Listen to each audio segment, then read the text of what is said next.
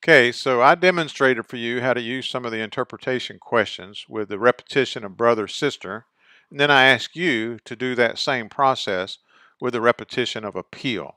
So now I'm going to share with you some of my interpretation questions related to appeal, just in case I come up with some questions you didn't that you might find helpful.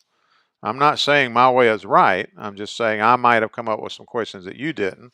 You probably came up with some questions that I didn't. In this format, I won't be able to hear those, but I'd like to share mine with you just in case some of my questions you did not think of and you might find helpful.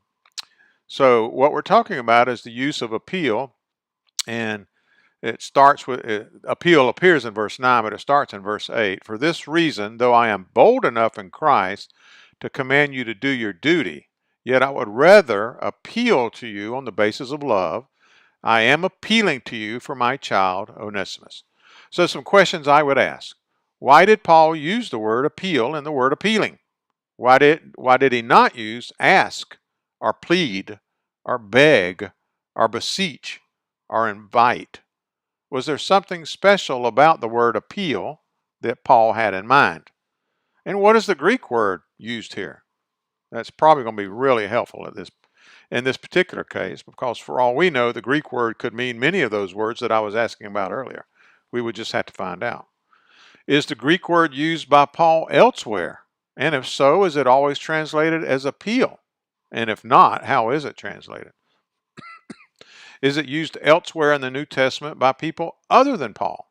And if so, how is it translated and in what context is it used? Is it translated as appeal in Philemon by all English translations? If not, what other English words are used to translate the Greek word that's used here in Philemon?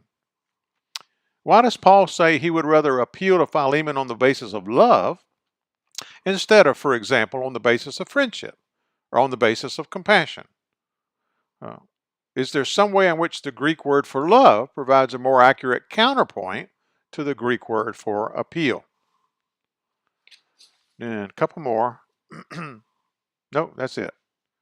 So these are examples of the kinds of questions you can bombard the text with when you undergo the interpretive process.